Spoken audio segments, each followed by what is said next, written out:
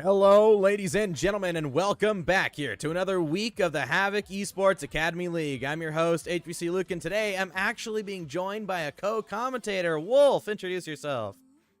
Hello, guys. How's it going? It is Wolf here. Glad to be here to check out some action-packed Academy gameplay. Not too familiar with Academy, but here's a chance to learn a bit about some of these teams that we're going to be seeing here tonight. Yeah, for sure. In our first match today, we got Havoc White versus Slothhounds. Slothhounds, last split, they ended up in third place. Or actually, no, they got second place. They beat Smoking Guns Gaming in the playoffs just to lose out to Havoc Pink. But now, this split, they're not doing so well. We're looking at their season so far. They've lost to one of the new teams, and now they're going to be going against the other new team, the split in Havoc White. So, Wolf, if you were in their shoes, where you were at the top of the league last split, and then week one you lose to a new team, how do you think their nerves will be affected? Well, I mean, it really depends on what they're up against. Do you know what their record is? Right now, they're now 1-1. They did win last week, but it's against a team that's at the bottom of the league right now. So, what do Gotcha. So you're 1-1. You're not necessarily at a point where you're at. I don't think those nerves come into play until your playoff chances are on the line. When you go to that possible game 5, if you were to lose at least another one, and then of course win one yourself. But I mean, I honestly right now I think that this match is really important, of course, for Slothhounds to get themselves in a comfortable 2-1 spot. But ultimately, I mean, even if they lose here, they still got a decent chance. But if they do lose, in fact, of course, they will be going up against, that pretty much that match point in the group stage where if they lose another one, they're out. And so this match definitely a big factor heading forward for their chances in the playoffs if they do indeed make it. So hopefully Slothhounds can perform here tonight. Yeah, definitely. But without further ado, everybody, let's get into this first series of the night here between Havoc White and Slothhounds. Players are now in the lobby. Let's get started. And so if you're wondering why we're starting a little bit late here, we're actually starting a little bit late because Havoc Orange ended up having to forfeit, and just to make it so we have all 3 series in a row, we asked these first 2 teams if they could play just 50 minutes later, and they were down, so that's why we're starting now. So we're going to have hopefully just a clean set of 3 series here tonight. Without further ado, Wolf, take it away. And I mean, right off the bat, Sticky Kazoo had a really good opportunity there, but you're going to see him kind of throw it away into the corner there. Nano Voltage gonna take this one, gets it into the midfield for his teammate, but Doug is gonna cut it off and he's gonna shoot it to the top right. Your Slothhounds are gonna take a game 1 lead. There we go. Slothhounds opening up the scoreline early here is going to be great for their mindset, for their mentality. Because normally when it gets towards the end of that series, that's when we start to see a lot of nerves on Slothhounds. Compared to Havoc White, let's get some backstory on Havoc White. Havoc White, of course, they're new. They're new to the Havoc League, but I believe that right now they're currently sitting at 1-1 as well, but Doug's going to want to shut me up here right now. 30 seconds into the game, they're already up by 2. But the main thing we've noticed about Havoc White over the last couple of weeks, they got swept by Smoking Guns Gaming week 1, and then they got a sweep in week 2. So they're 1-1, sitting at a neutral game differential. But the main thing we notice is even in the series where they're getting swept, they were playing their own play style the entire time. They were just outmatched in that series. But even though they were outmatched, they played their game the entire time they're playing to win. Then the very next week, they go against another team that has some veterancy in this Academy League, and then they continue to play to win even after they win up 2 games in the series. Normally, most teams start to slow down, but they didn't. They played their game the entire time. So a team like Slothhounds, they're going to want to try and end this series early, because if they're not able to, that Havoc White mentality is extremely strong. Yeah, and I think it's a very important factor. Closing out the series for some teams is definitely a difficult aspect. It's not necessarily for all teams, I'd say, but definitely, of course, want to get that big lead. But here's a response from Havoc White. Shadow Slayer is going to just clear this one off of the wall, and Sticky Kazoo caught awkward there on the defensive end.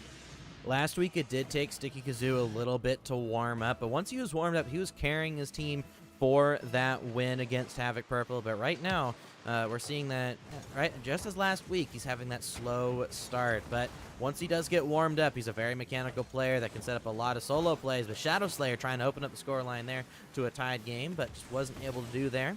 And just a special note, Havoc White are playing with a substitute in Party Shark. Party Shark, he's champ 3 in both 2s and 3s. So in terms of rank, he's one of the higher ranks here in the Academy League. So it's going to be great to see him on his first stream, first match ever in Havoc, subbing in as the alternate for this team.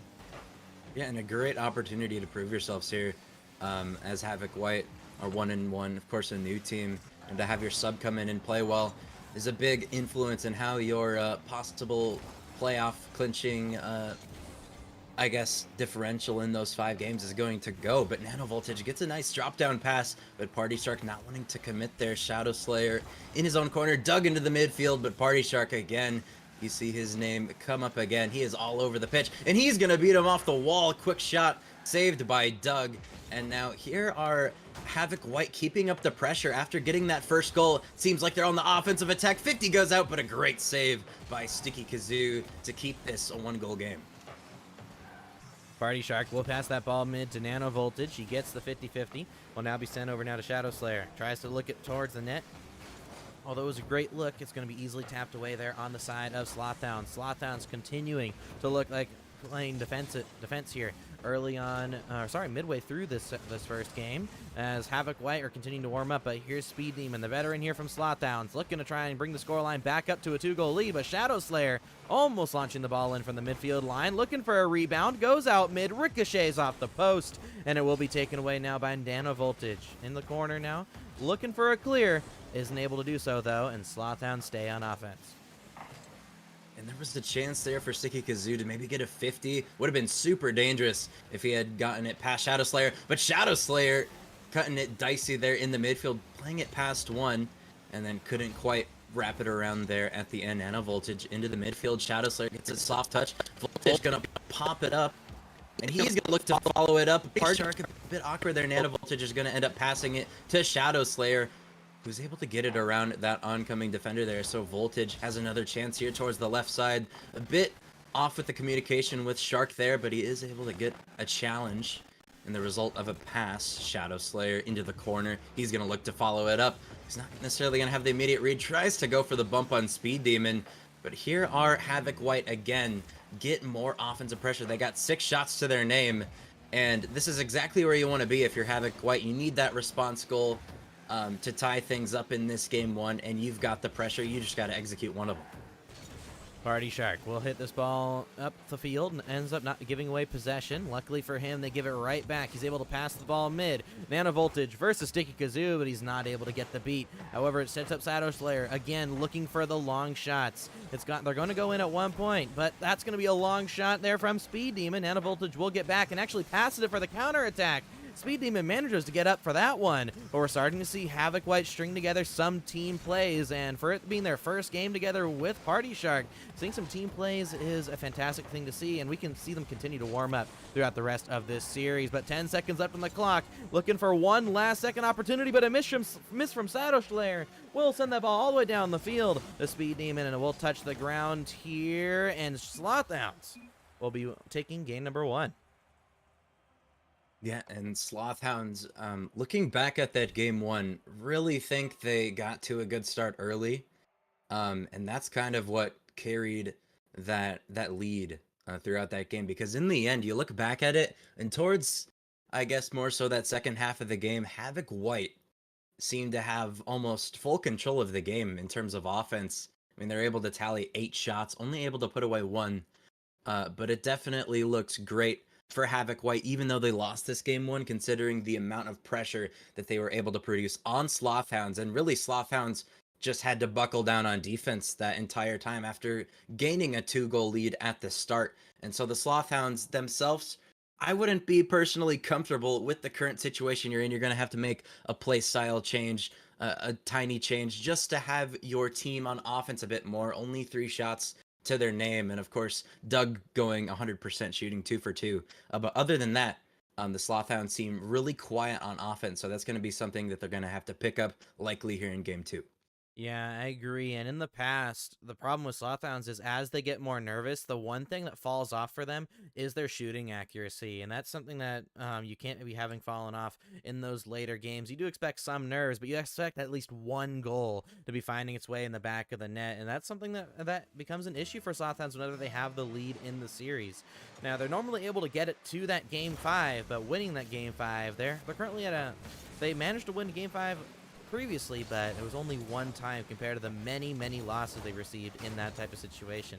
But here we go. Starting off game number 2 on Beckwith Park Stormy. Party Shark instantly taking that ball out to the corner. Dunked away by Speed Demon. And it looks like we're having some consistent one-man pressure there from Speed Demon until he ends up missing that ball. Would have been a great opportunity, but now it's going to be Kazoo looking for the pass mid. Doug not able to get that one, and here starts the counteroffensive is Party Shark. He's gonna take a challenge into the corner. Could set up a shot for Shadow Slayer. Oh, but Party Shark is gonna fake out one, pops it over, possibly two, but Sticky Kazoo gets a piece on that challenge, and now Speed Demon gonna take this one up the wall, kicks it into the midfield. Doug's a bit awkward. Could there be an interception here? No, Sticky Kazoo is able to bail his team out and goes onto offense all by himself, but this ball, fortunately, goes in the favor of Slothhounds. We'll go into the corner, but Party Shark with a great counter there. Sticky Kazoo, soft touch, big touch from Nano Voltage, but Sticky Kazoo has been all over the ball and has not let Havoc White get out of their end. Doug will pop that ball to the side to Sticky Kazoo. Kazoo puts it off the backboard. Might be able to get the follow-up here, and he will touch it in. Not the hardest of shots, but it doesn't matter as it finds its way into the back of the net.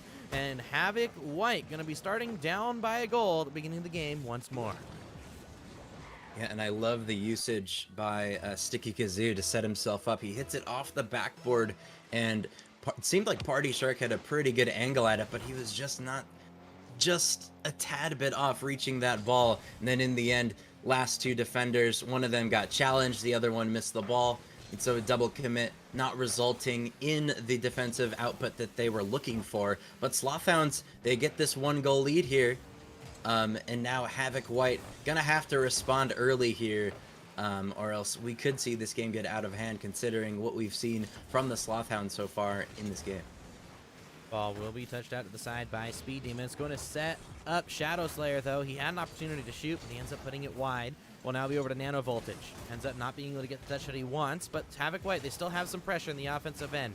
One thing I'm not noticing from them, though, is they're not going for the bumps and demos that were allowing him to really be strong last week. We're seeing Slothhounds are getting, whenever they're off the ball, they're not getting pressured at all. The only pressure we see right now from Havoc White is the person challenging the ball, and even then, sometimes we're seeing some whiffs. So we need to see some of that off-ball pressure start to come in from Havoc White instead of just going after a ball every single time.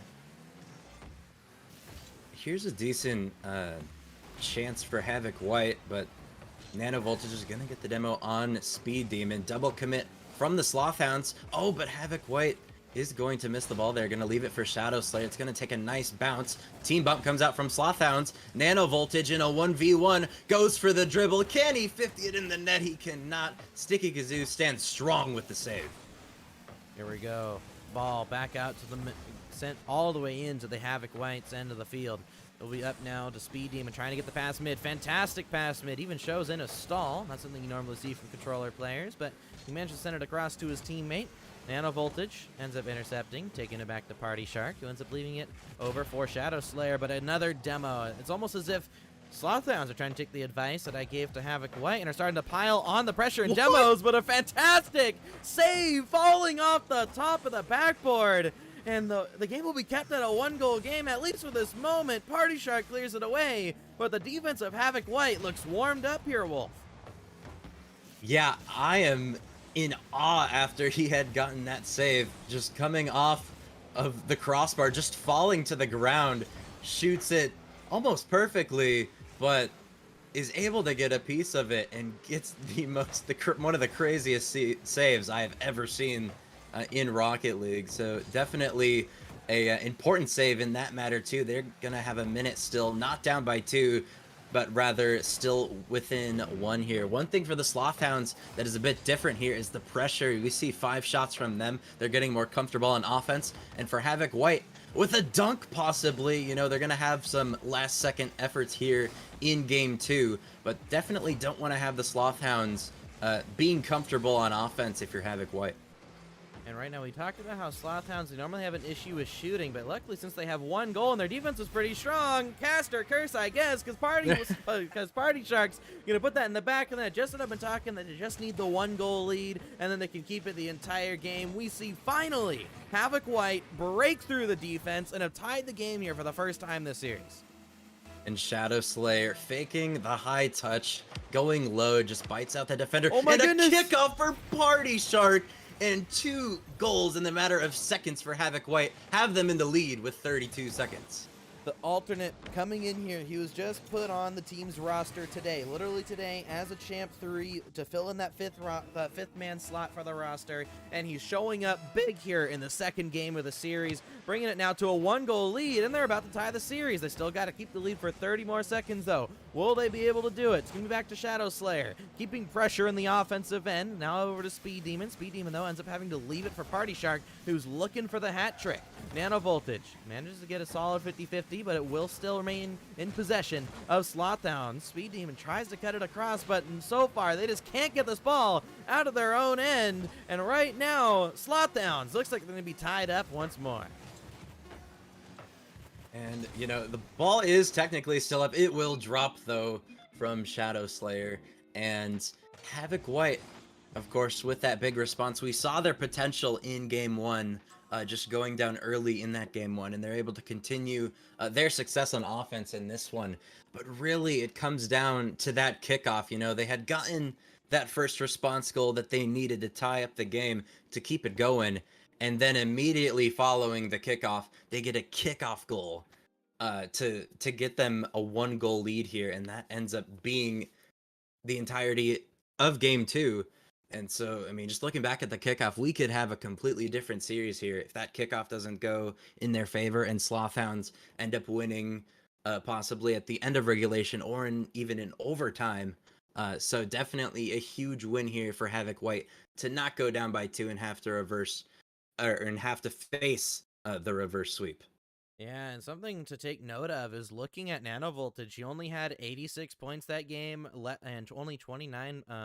Actually, it looks like it updated. He had 40 ball touches there by the end of the game.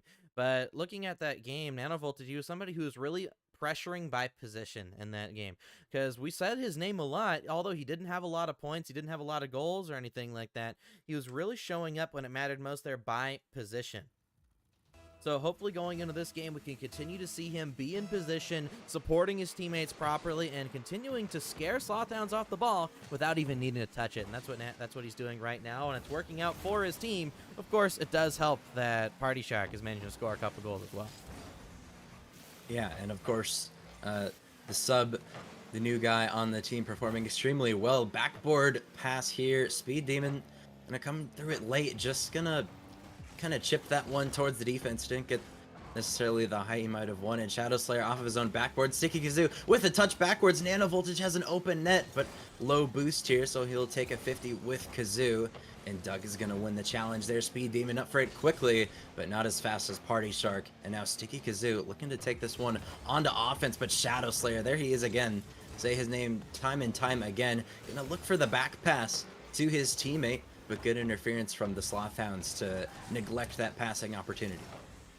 Will be now in the hands of Shadow Slayer as he tries to get this ball out of his own corner. He fits it all the way across the field. Doug is there. Let's see if he can take possession here. He does end up flipping. It looks like he's on 0 boost. He missed the big boost as well. That misplay there might allow Havoc White to get some continued pressure here in the beginning of the third game. Flick from Nano Voltage. Man's to be on target, but Kazoo looks like he's finally saving it. And there was a demo on the goal line. We're finally seeing that off-ball pressure being shown from Havoc White.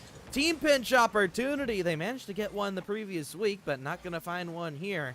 And now it's going to be up to Speed Demon to clear his ball down the field, which he managed to do so amazingly. And now it's up to Nano Voltage to try and get this one out. And Nano Voltage going to continue his pressure into the corner. Doug tries to get a soft first touch, plays it well, and gonna win a 50 off the wall. Sticky Kazoo gonna let this one come towards his end. Speed Demon with the touch forward should set up Shadow Slayer. He's gonna pop it to himself. He's gonna look to challenge Speed Demon there on the wall, but Party Shark is going to be there to keep up the offensive pressure for Havoc White. And now Sticky Kazoo looking to get it out of his own end, as it's been there for quite some time now. Speed Demon down to Kazoo. Is he gonna, he's gonna leave it for Speed Demon, who actually beats the defender in an absolute three-player commit there. And Nano Voltage had an open net. Party Shark, can he turn around on it? It's on the goal line, but Sticky Kazoo is able to get it away. And now it doesn't matter because Havoc White are back on the offensive pressure, but a save from Doug is going to keep the Slothhounds alive for the time being. Both these teams throwing everything they can at the net, but they just can't get the ball between the pipes. Now it's going to be over. It's a Party Shark. Puts the ball over out to the middle. It'll be taken away now by Nano Voltage. It sends the ball into the midfield. Over to Party Shark, looking for the shot! And that will be the first goal of the game, and what a goal it was! And a great pass from Nano Voltage, and Party Shark, a great read from them to just be there quickly, recognizes the pass, and beats out all the defenders on Slothhounds. And that is going to be a 1-goal lead for Havoc White. And now they're going to look to continue their offense as Nano Voltage looking to get involved in the passing game. Once again, Shadow Slayer going to hit this one downfield. Party Shark looking to keep it in, but he will miss. Nano Voltage going to take a 50. He'll win it very confidently. And now is going to look to outplay the defense. He does. Gets it past 2, but Sticky Kazoo is going to be there in the corner. He's going to look for his teammate in the midfield, but a bit of an awkward moment there. Party Shark is able to score again, and just that last second challenge throws off the defender there in Speed Demon, and Havoc White's got a 2-goal lead. Havoc White just have such a tenacity that any team that is questioning their mental of any sort is going to fall apart. So far, the only team that's been able to take a series win off of this Havoc White squad has been Smoking Guns, and we all know they have a very strong mentality. But with Slothhounds, with losing a Game 5 earlier this split, falling off, losing to some lesser teams in their opinion, we're starting to see their mentals being questioned. And right now, this is a battle of wills. I mean, this game, it was tied 0-0 for half the game, and now we're seeing Havoc White really step up and push forward aggressively. Right now, Havoc White, with the tenacity that they have, it's going to take a way better team to defeat them. Indeed, and they're going to need a goal pretty quickly here. They want to have a chance to bounce back in this game. Speed Demon takes it past 1. Can't get it past Party Shark, though, on the defensive line. And Party Shark going to continue his play in the air. It'll go into the midfield. Speed Demon might have beaten their last defender. Kazoo open net, and he's going to score! And that's the response you were looking for. You were the Slothhounds, and 55 seconds left. Game's not over. Here we go, and all it took was one beat. Normally, Slothhounds are a team that goes for beats. They don't like playing 50-50s. They like just straight up beating their opponents to the ball. Now, in terms of being readable, of course, if you're going for that all the time, it's very, very hard to read. But the thing is, if you do ever get that beat and you're always prepared for it, it's really hard to stop them. But Havoc White will put that one in the back of the net, back to a 2-goal deficit. And a great shot from Shadow Slayer post in, because he was waiting on the goal line, looking for an opportunity to maybe save it, but just incredible placement from Shadow Slayer, and it is back. It is immediately back to a 2-goal lead for Havoc White. Just when you thought the Slothhounds got back into this game, it is immediately cut back, but a defensive error, just like that again. It's a 1-goal game. Here we go, Speed Demon managing to get a goal.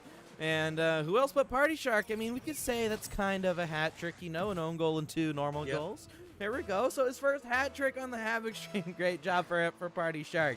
However, they still have a 1-goal lead, and they're going to have to try and see if they can maintain it for about half a minute to go. Ball sent all the way down the field. Kazoo looking for the beat, not able to get it past Shadow Slayer, but a team bump's going to make it very awkward here for Nano Voltage to handle. He does play it patiently, though. That patience is what allows them to clear the ball all the way down the field. Shadow Slayer looking for a 2nd goal of his own, but it will be taken by Speed Demon, the veteran here, the only man who's remained on this roster from the previous split. But Nano Voltage sends it over to the net, not able to get it past Doug, but with 8 seconds left to go, can they do it? Oh, a miss on the goal line. Dunk almost there. Will we see a 0-second goal? But just as last game, at the last minute, it was only pressure from Havoc White. Yeah, and Havoc White did an incredible job there of just continuing to utilize their gameplay to their advantage, just able to keep up that pressure there in those last moments when Slothhounds needed to be on offense to even have a chance, and Havoc White didn't give them one. So a result of the back and forth dramatic ending there. The Slothhounds were kept on defense, and that's exactly what Havoc White were wanting to have them. They didn't want to have. They don't want words. They did not want to give them an opportunity on offense, and that's exactly what they were able to accomplish here. And now Havoc White is going to be at match point, up 2-1. Yeah, and looking at the stats, there were 6 demos from Havoc White compared to 0 from Slothhounds right now. So Havoc White, they've picked up on the off-ball pressure, they're taking possession really well, and they're about to get their 3rd type of sweep in 3 weeks. They've been swept, they've done the sweeping the next week, and now we're about to see a gentleman's sweep here from Havoc White if they are able to win this here in game number 4. Wolf, do you think we'll see it? You know, honestly, if I had to predict, I'd say yes. I'm looking at the 2 previous games from Havoc White, both being wins. And Party Shark has stepped up big in all of those games. And now you're seeing his teammates step up as well.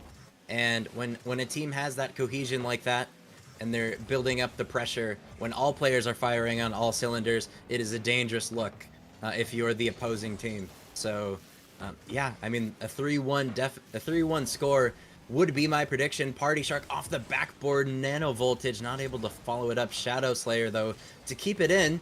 Speed Demon gets a touch off the ceiling. Gonna look for the physicality. We see it here. Gets the demo onto Nano Voltage, but they are still on defense. A bit awkward here. Party Shark takes the 50. Shadow Slayer shot not gonna be powerful enough and not on target. Speed Demon, they're looking for the bumps. 50 goes out to the backboard. Can Doug get there? He does. He is able to keep it in, but Sticky Kazoo, all he can do is touch it forward, and now the team Havoc White will have possession of the ball once again. And it looks like right now, Slothhounds, they haven't changed their game plan. If anything, they've gone more solidly into their game plan. They tend to have a player cherry-picking upfield every single time their teammate has the ball. So if we can see Slothhounds get one beat past the other team, we could be seeing a free goal, just as we saw in the previous game where they got their their first goal. But right now, Havoc White, they're playing so well rotationally. They're not missing the ball. They're 50ing when they need to. And these 50-50s, they seem to be the game changer, as they're always putting the ball in a spot where a teammate can follow.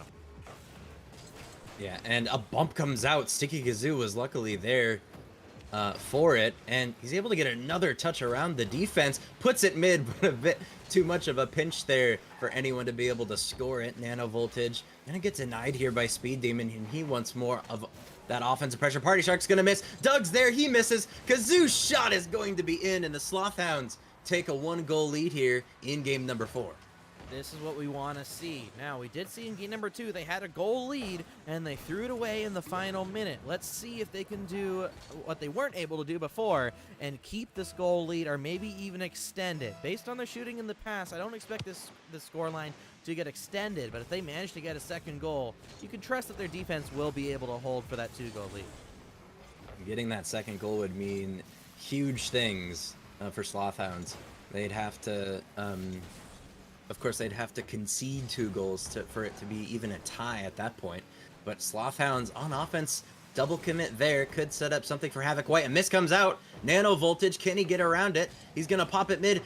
Shark is going to be there off the backboard. Shadow Slayer to finish it top right. It is going to be off the mark, unfortunately. And Sticky Kazoo is going to look to take this one on offense, but a bit awkward. And so Nano Voltage is going to turn around. Could be another chance. Party Shark, demo comes out. Shot is good. And the Havoc White is going to respond immediately.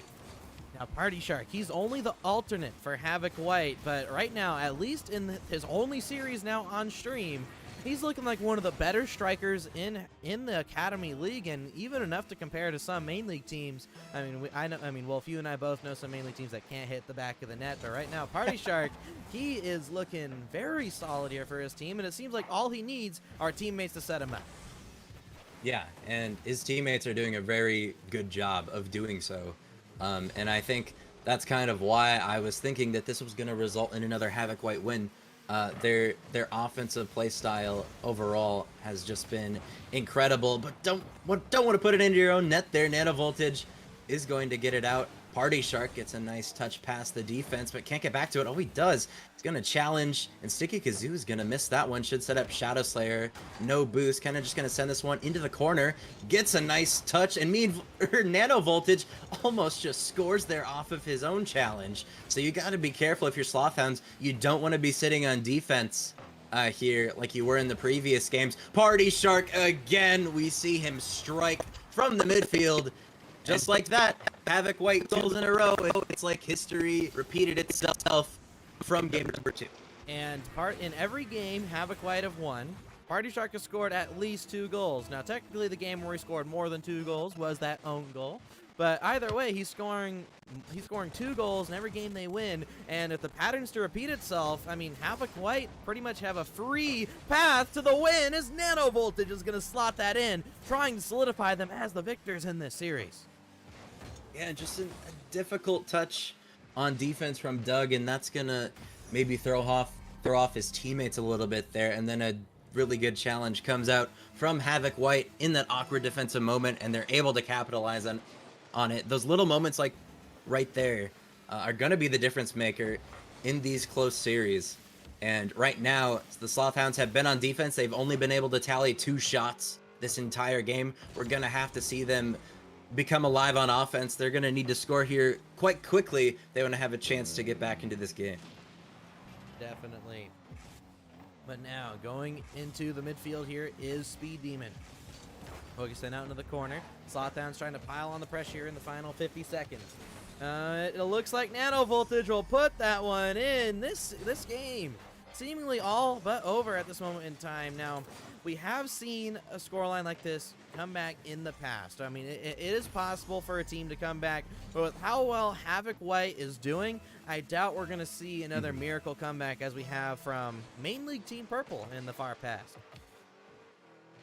Yeah, Main League Team Purple in the past, currently me, not so much of the past, but, you know, I really think that the Slothhounds, you know, they try to get back into this game. They try to regain that offensive pressure that they were looking for, and of course, sending that third man a bit aggressively was pretty much the end to their chances here today. They needed to have some sort of offensive pressure. They even had their third man play pretty aggressively, and that's, in the end, what costed them another goal to make this a 3-goal game. And with 10 seconds left, your Havoc White Team Academy is going to take a 3-1 win here with a fifth goal to take a 4-goal lead here in the final game to just prove just how dominant they really are. And Nano Voltage, we saw kind of a quiet performance from him earlier in the series, but look at him now, a hat trick, putting up 600 points. A very awesome, a very impressive performance from him, considering where he was in the series with 80 points at one point. Now is able to show what he's really made of. And of course, Havoc White are going to be your victors. Yeah, what a fantastic game and series overall. Looking at Havoc White versus Slothhounds, I mean, again, it really seemed to be that demo game. Once Havoc White were warmed up into this series, they picked up the demos, they picked up the off-ball pressure, along with just beating Slothhounds at their own game. We talked about, Wolf, that Slothhounds, their game plan seemed to be they were going for beats every single time, but then Havoc White, even though they were rotating properly, it looked like they were able to beat Slothhounds at their own game. They were winning every single challenge on every single ball for what it looked like. Yeah, and ultimately, when you're able to win so many convincing challenges, even in the midfield, even as your third man challenger, it's really going to do wonders for your team. It's going to set up a lot more opportunities than it would for the other team. And so with that challenge ability, you know, we saw, I mean, Party Shark just absolutely score 2 goals in pretty much all the games, I'm pretty sure.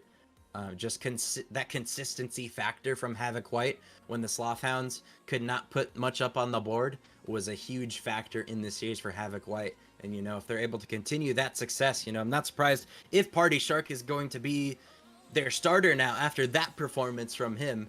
But just all good things coming from Havoc White in this series, and they deserve that win. Definitely. But everybody, before we go to our break, as a reminder, we are streaming this to both Twitch and YouTube. So make sure that if you would rather prefer to watch on Twitch, we are watching on Twitch. And for those who are on Twitch would rather watch it on YouTube, it is also on YouTube at Havoc Esports RL on YouTube.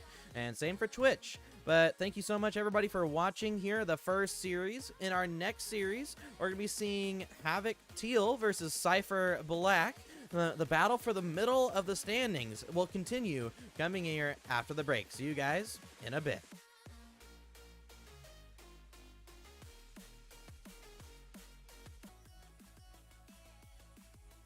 Hello, ladies and gentlemen, and welcome back here to another week of the Havoc Esports Academy League. I'm your host, HVC Luke, and I'm being once again joined by my amazing co-commentator known as Wolf. Wolf, tell us about that last series. My goodness, we saw Havoc White just dominate outside of that first game. A clean sweep after dropping the first game, and we saw that man Party Shark pop off. Him being their sub scored at least 2 goals per game, and then eventually as the series went on, his teammates started to get involved, and then they looked unstoppable, and that final game really showed it, put it all together. With that 5-1 victory to close out the deal. And so just an absolute incredible performance from Havoc White, and that was our last series. Yeah, it was a fantastic last series, that was. And since we had a forfeit from Havoc Pink versus Havoc Orange, we are now going to be going straight into Havoc Teal versus Cypher Black. Now, both these teams, they're pretty interesting teams here. Cypher Black sneaking in to the Split 1 playoffs, last split. And then we have Havoc Teal, who in their very first series ever in Havoc Esports on stream managed to take on and beat the second best team in Slothhounds, and apparently starting Slothhounds a little bit of a downtrend since Split 1. But right now, we're going to be seeing them against Cypher Black. Havoc Teal trying to solidify themselves more towards the top of the league, because Havoc Teal, they have a Game 5 win against the second seeded team in Slothhounds, and last week they ended up losing to the currently undefeated on stream Havoc Pink. Their only loss this entire season so far was a forfeit loss, and they managed to take a game off of them. So Havoc Teal, they're looking to try and keep themselves towards the top of the standings, whereas Cypher Black, they're currently tied with Havoc Teal. So Havoc Teal have a game differential -1. Cypher Black have one of 0. And they're both tied 1-1 series differential. So both these teams playing to try and get to the top of the standings here, because there's only 2 teams right now that are not 1-1. And that's Smoking Guns Gaming and Havoc Purple. Smoking Guns with 2-0, Havoc Purple with 0-2. Everyone else before this week started were 1-1. So these teams are literally playing for the top or the bottom of the table. And what a story, it would be if Havoc Teal continue their run. As you said, they were able to beat Slothhounds, not an easy team to beat whatsoever, and a newer team to Havoc Academy, and they're here, and I'm excited to see, what they're able to bring against Cypher Black, a more experienced Academy team in this league as of now. But who knows, new teams have proven to, that last series, these newer roster changes, these new teams have proven to be absolutely stellar. So we're going to have to see who performs here for Havoc Teal here tonight. For sure, but without further ado, let's get the players in the lobby. Who will take the first game here between these two teams? Will the up-and-comers, with much confidence, take on and beat the veteran lower-ranked Cypher Black? Wolf, if you were to make a beginning of series prediction, who do you think has this one? I'm going with Havoc Teal. They're able to beat Slothhounds, not an easy team to beat. We're second in the last split. And I think Havoc Teal has what it takes. Not even knowing any of these players, I'm just going to put out a bold prediction that Havoc Teal's going to win in 4. Oh, okay, in 4. And the one person I'm going to be really looking out for, as he's already almost starting a solo play at the beginning of the game, is Coast. He was the Week 1 MVP. First time ever on stream, and he managed to take himself a Week 1 MVP. Now, if that doesn't show how good he is, I don't know what will, but right off the bat, Cypher Black playing with their new member in X-Tac in placement of West. West, of course, now playing on, I believe, Cypher White in Havoc Main League. So it's nice to see a new member here for Cypher Black, and it looks like he's bringing a lot more confidence to the roster, using his mechanics to help him out. Yeah, and already we saw a chance for Cypher Black. I believe it was X-Tac. He had shot at top left, almost went post in. So a very strong start here for Cypher Black in terms of opportunities. That one looked especially deadly if he was able to fall through. Passing play, Judo Cat to the backboard. Follow up by X-Tac is there, and Cypher Black are going to take a 1-goal lead here in game number 1. And the one cool thing about having Cypher teams in both Academy and Main League is they have such a nice, tight-knit community. Talking to their owner, he's really loves his players. He really wants to work them out. You know, a very good starting org. I believe they started back just barely last year, and they already have a good small, tight-knit group of members that really love to support each other and play each other. And even Smoking Guns Gaming used to be a Cypher Esports team before they ended up going over to Smoking Guns. And they still cheer on their old Cypher Black brothers here in the Academy League whenever they can. But right now we're seeing Havoc Teal with a great start to their split, now being held to a 1-goal difference by Cypher Black. And it's interesting here, Cypher Black had just recently had some strong defensive stands there when Havoc Teal was on offense. And it seems like Havoc Teal has got the speed and they've got the connections with the ball that look very well. Coast trying to fake out one, takes a 50, so basically gets another oncoming attacker from Cypher Black to bite. And now Pulse Killer is going to win the challenge there, forces Cypher Papa to go back. Shot to the top right, it's in, and it's gonna drop for Pulse Killer, and Havoc Teal, a response goal needed, and it comes halfway through game 1. There we go. That is the Havoc Teal we know and love, especially Pulse Killer. Normally we talk about Coast being the backbone of this team, a very mechanical individual that carries his team forward. But now we're seeing the likes of Pulse Killer really stepping up and being more of an individual rather than just somebody who supports Coast, albeit he almost got a fantastic pass there to Coast. Now, the one player I'm going to be on the lookout for is the captain of Havoc Teal in Swift. Swift right now, he currently does not have a series win to his name. Of course, he was actually out of town on vacation week 1 of a Havoc where they had a sub, and with the sub they were able to beat Slothdowns, which I guess you can show that still brings up, this still shows their confidence in how good this team really is. They're playing with the sub and managed to beat them. But Swift so far, he played against the best team in Havoc his very first time on stream. So, of course, Swift has to get a little bit more used to playing on stream and stepping up, but if they can beat this team right here in Cypher Black as Coast puts that one in, I think it would do great to help Swift's mentality for the rest of the split. And as you mentioned him, Swift gets a great pass around X-Tac, using that wall to his advantage. Coast, the speed from him, really impressive here compared to all these other players. Coast is definitely standing out at the moment as a deadly player for anybody they're up against. So, but again, Swift, a nice pass to set it up for the open shot. Coast now to the backboard, but Pulse Killer going to come in a bit late. He's still able to get a good touch just to keep it in off the backboard, and they are just utilizing this backboard so much because Cypher Black doesn't have it covered at all, and they're just able to use that backboard to just keep up the pressure, go grab boost, come back, and attack even more.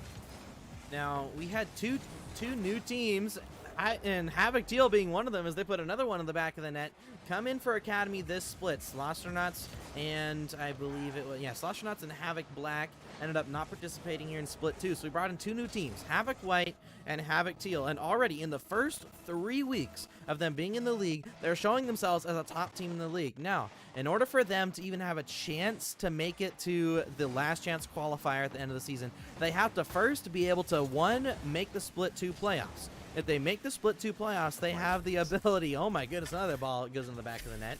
They have the ability to potentially make it to the end of the season playoffs, where the top 2 teams at the end of the season Academy playoffs will end up going to the last chance qualifier to get an opportunity to play against those main league teams. Now, currently, strongly in the lead right now are Havoc Pink and Slothdowns in those 2 spots right now, trying to keep the top 2, to try and make it to those main league spots. But right, how well Havoc White and Havoc Teal are looking, I think either one of these teams could steal away that second spot by the end of the season. And of course, Smoking Guns, they're at the top of the standings right now. They're also looking prime to take that spot. And I mean, we just saw, you know, we talked about Coast Speed earlier, and his ability to be able to recover, get that first touch, and come back to it immediately, and then make a play off of that is just incredible. And he's gonna have to save this one off the backboard. Judo Cat shot to the left side. That's perfect placement from Judo Cat. And now 23 seconds left. It's still a 2-goal game, but Havoc Teal still with that confident 2-goal lead. Not out of it just yet. Of course, Cypher Black need to score very, very quickly here if they want to have a chance of getting back into this one. But just an absolute performance from Pulse Killer and Coast, both of them putting up 2 goals, one of them shooting 100%, the other shooting 66%. So just Havoc Teal's offense. Wait, it's an open net. Oh, what a save by Judo Cat, or Swift, excuse me, and Havoc Teal. And with that save, they've definitely earned game number 1 here. And Havoc Teal, they started down early in the game, but I mean, man, did they come roaring back. What an offensive performance from Havoc Teal. Now, Cypher Black, they are known for late game comebacks. Now, here it looked like it was going to be a little bit too big of a deficit for them to come back, but if they'd scored that last goal, we could have seen them maybe tie the game. Cypher Black again showing tenacity towards the end of games. However, they got to really pick it up at the beginning of the game. So going into this next, into game number 2 here, Wolf, what do you think Cypher Black are going to have to do in order to really start looking strong? You know, it's an interesting approach, because you've got Havoc Teal, who look so incredibly warm at the start, putting up 4 goals in their first game of this series. And I don't know if you can stop Coast and his mechanical abilities to, with his creativity. Some of the touches he's going for necessarily don't come through, but his creative mindset with his speed combined are really deadly for this Cypher Black team. And when his other teammate Pulse Killer also putting up 2 shots perfectly placed, it's going to be difficult. They're going to have to find themselves more opportunities on offense, and they're also going to have to shut down or have Coast just have a bad game themselves if they want to have a decent shot at coming back to it. But of course, early in game number 2, Cypher Black, you're looking to score. I mean, they did just that in the previous game, but 4 straight goals came from Havoc Teal after that. Exactly. All right, right now, Wolf, of course, you're in the main league. You're in the running for going straight to championships. But let's say you do end up falling down to that lower part. Would you be afraid of a team like Havoc Teal or Havoc White if you had to play them, say, in the first round? Of course, you're going to back your team to get the win in the series, but do you think they could take a game? I definitely think they can take a game. It's kind of like approaching Havoc Gold, right? You're against a team that's obviously pretty much has your number, and you're pretty much the underdog coming into it. You know, if you have one game where you play certainly well and almost peak gameplay, Coast again. You can't mention his name without him scoring. It seems like he never backs down off of a scoring opportunity, and there he is again. But yeah, I could see them taking a game. I think all teams have certain bad games, and then when those bad games happen, the other team has to be able to capitalize on those opportunities, though. So even if you're not playing perfect, it's that capitalization from, let's say, Havoc Teal, if they were against us, to make it a game where we have to come back and fight for the win. Yeah, definitely. And of course, I mean, it's a phenomenon Rocket League known so well, where even if a team is an extreme underdog, if they can just score 1 goal, I don't know how many times I've commentated a game where the underdog team, or a team that's like 3 ranks lower than the other, scores 1 goal, and they manage to somehow win the game 1-0 at the very end. There's like, everyone's expecting a sweep, but just because they can score once, they're just somehow able to get that win. I don't know why it happens so much, but right now, Havoc Teal looking to extend the game by 2 and succeed in doing so. Right now, they just looks like they can't be stopped. Yeah, and Coast, again, you were trying to slow him down coming into this game, too. That's kind of the advice I had given Cypher Black, but he already has a goal and an assist to his name. in the first minute 30 here in game number 2. So, I mean, it just seems like they're outmatched at the moment. Cypher Black not getting that early goal as well. So that's not going to help them. They have 0 shots. And a chance here for Havoc Teal. Shot going to be off the mark from Pulse Killer, though. And Judo Cat has a chance here up the wall. Gonna play it past the defender. Good bounce. X-Tac. He proved himself to be a dynamic player on this Cypher Black team early in game number 1. But Coast all the way on the opponent's backboard. Swift not able to get a touch either, so they could be extended here. X-Tac gonna miss the ball, though. It's gonna force a challenge from Pulse Killer, though. And now Coast and Swift both commit. It seems like even if the entire team of Havoc Teal is committing, Cypher Black's not able to capitalize off of it. Yeah, but right now, Cypher Black, they're looking to finally pile on the pressure. It's like we said, they're normally known for their late game comebacks, and it looks like we're finally starting to see some pressure on the offensive side from Cypher Black. But one special note, I believe that was Swift's first goal on the Havoc stream in the previous goal, their second goal of the game. I believe that was Swift's first ever goal on the Havoc stream. So congrats to him managing to get that first goal. It's definitely going to help his confidence, because last week, without that confidence of ever scoring a goal, it did seem to weigh on him. But right now, he's looking fantastic. Yeah, and Havoc Teal look fantastic. And they're back onto offense now. Swift on the backboard, Pulse Killer to keep it in. But now Papa's going to try to find X-Tac there, but a great back pass from Pulse Killer. Unfortunately, Coast is going to miss there, but a big challenge win, and Coast in the midfield chasing this one down. 0 boost, maybe looking for some bumps on the back line. No, just going to rotate out. Pulse Killer, nice bounce mid. Swift is going to be there, but the shot's going to be off the mark. And now Papa trying to get back onto offense, but immediately it's Coast to keep up the pressure. And now here's Havoc Teal once again with another offensive drive. Well, out mid. Oh my. Oh my goodness, indeed. That's going to go right to the middle, and it's back now over to Judo Cat. Judo Cat sends it off the sidewall, finds himself getting demoed in the process. X-Tech, though, pass mid to Papa. Back left. Oh! Ricochets off the post, and it looks like we're not going to see a goal for Cypher Black. Looks like we're going down the field the other way. Not in. But it's not in. Final minute on the clock, but right now, I know we have a 2-goal lead, but Cypher Black really had us on the edge of our seats for a second. We're about to see a double fake for Swift. Swift finds his second goal, and with a minute left on the clock, game number 2 solidly in the hands of Havoc Teal. Yeah, Cypher Black had a really good opportunity. Unfortunately, it hit off the post. But immediately after, we're seeing in these final moments of this game, Havoc Teal's physicality has just gone through the roof. They've had 2 double demos in the matter of seconds. And here's another chance for them as Swift is going to try to keep it in. But Judo Cat is going to be on the other end of that one. Tries to find X-Tac in the midfield. But just randomly, they started demoing, and it opened up a free net for them. So, you know, that's just... They didn't need to demo or do anything as of now yet, but Coast puts in a second for himself and a fourth for Havoc Teal, and this game is nothing but over. Yeah, nothing but over. I think that's the best way to describe it. 25 seconds ago, 4-goal deficit. I guess the only thing we could really have here from Cypher Black is, can they avoid getting shut out here in this game? Cypher Black, they've had some close opportunities, but if they want any momentum going into that third game, trying to start the reverse sweep, then they're going to have to score.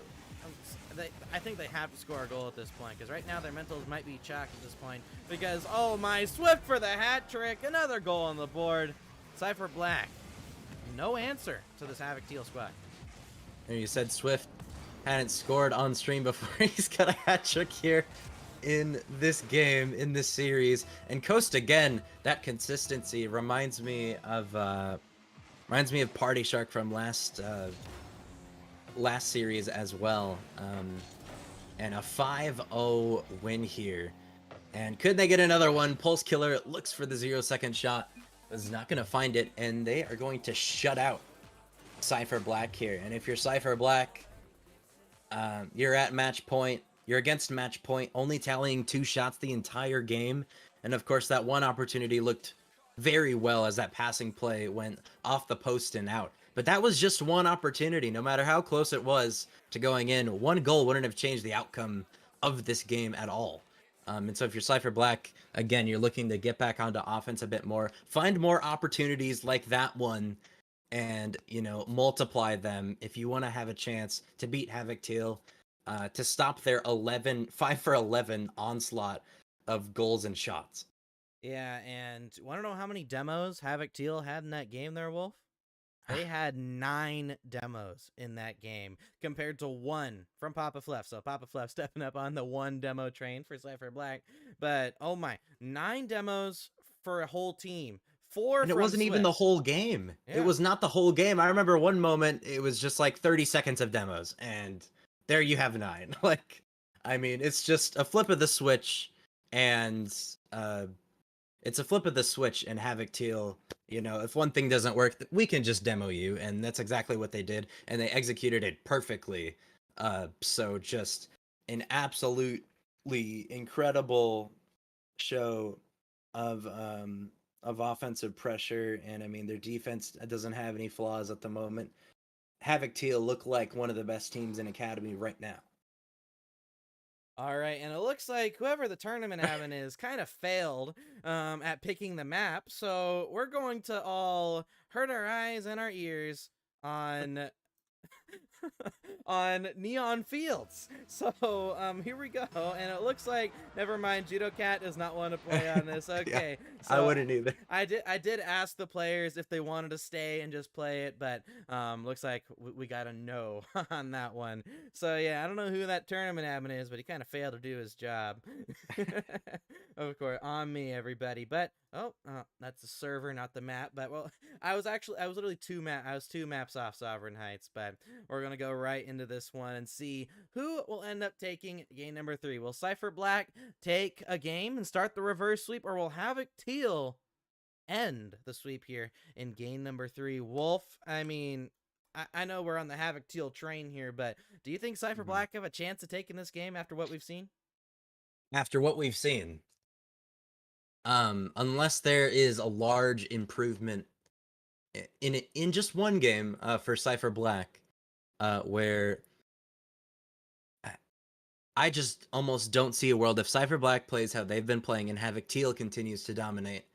I don't see a world where Havoc Teal drops a game to Cypher Black. You know, it was a confident 3-1 prediction at the start for Havoc Teal, not knowing any of their players and their gameplay, but now I'm pretty confident to say that Havoc Teal is very likely to take this game and just sweep Cypher Black. Yeah, but without further ado, the players have joined the lobby. We're on the right map this time. Let's see if Havoc Teal can indeed complete the sweep. Now, in my opinion, if Cypher Black want to come back in this game, I do believe that what they need to really do is... Is what's wrong here, Wolf? Do you see what's going on? You know, the problem is, you know, it seems as if Havoc Teal they've gotten pretty confident in themselves. All players have randomized presets on their cars just to show how better of a team they are. You know, if this backfires, of course, it'd be a mistake from Havoc Teal's part, but the mentality factor going up against this, knowing that you're down 2-0 in the series and you've been dominated, it's not fun at all. And I've been on the receiving end of it, and it is not fun whatsoever. Yeah, and it is a good tactic, though. I mean, we've seen it in professional tournaments where the team that's about to lose switches to just a random car, and it's like all the pressure is gone. You've accepted that you're going to lose the series, but in doing that, you would play way better than you ever had before. I mean, we've even seen this in the original Salt Mine, where Lethamir was about to get swept by First Killer. He switches to a clown car, and he reverse sweeps First Killer, the only loss First Killer had to a North American player in what seemed like centuries. And it was after he did that, after he switched to a random preset car. So at the end of the day, I know they're winning, but it can really confuse the other team and make them feel like, oh, we definitely can't lose now. Oh my! Well, that's a shot and a half from Pulse Killer. And what a pass from Coast. You know, I wasn't expecting that perfect placement of a shot in the randomized presets, but they are up 2-0 in the series, and they've decided that they've got this mentality that we're better than you. We're gonna switch cars and prove that even in these awkward cars that nobody uses, we're still gonna beat you. And that's definitely a big it's a difficult mentality challenge to overcome if you are Cypher Black, because they're still in their normal presets. You know, why wouldn't they be? But now they're up against a goal already here, 2 minutes into game 3.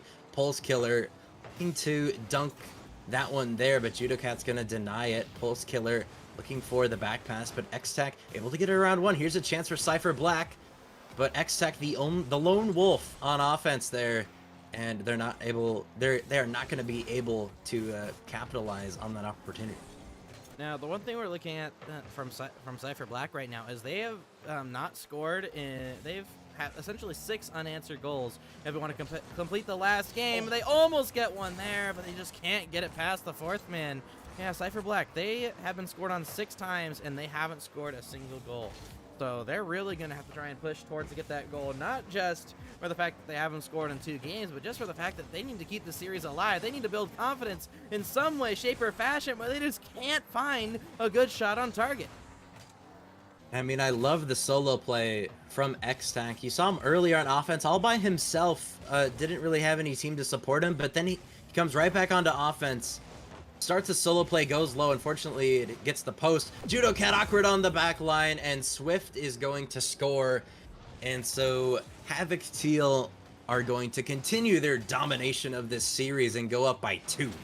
You can definitely see the nerves there from Cypher Black. I mean, Judocat, all he had to do was get a high, powerful hit there, and one of his teammates could have taken it, but he ends up hitting it right into the opponents, which ended up giving them a free goal. And now a fake kickoff from Havoc Teal does give them possession, but here comes Judocat. Judocat, the captain, trying to step up here for his team. He made a mistake. Now he's got to try to make up for it. Missed shot there, another missed touch. Here's Cypher Black's opportunity for a counterattack. Judocat popping it down, leaving it for Papa Fluff. Looks for the shot, taken away now by Swift. Swift trying to maintain possession here. Gonna go out the side wall. It'll be now taken by Swift. Swift now puts it up the backboard. Over to Judocat. Judocat misses that one. It's over to Papa Fluff now. Into the air. Coast getting a dunk, but again, oh, pass mid there, and it's a goal. X-Tac giving them a free goal, and with 1.5 minutes left to go, it looks like this series is all but over. And a rush touch from X-Tac there. You hate to see it, considering that the performance and the light he's kind of given to this Cypher Black team, who has absolutely been pummeled by this Havoc Teal team. And, you know, it seems like they've only done good things for this team. And despite that, Havoc Teal is just on a different playing field right now. And they've proved it throughout all 3 games here. As what a pass from Coast! And Swift is able to score. I mean, just, again, Pulse Killer and Swift, or I guess Swift, I mean, all 3 players on this team have had games where they've scored at least 2 goals, and that just is such a scary factor going up against this Havoc Teal team, knowing that anybody from anywhere can score at any time they want. One thing we do have to take note of is, remember, Cypher Black, they, I believe, right now are tied for 5th/6th in points right now. And of course, in order to make the Split 2 playoffs, you have to make top 6 at all.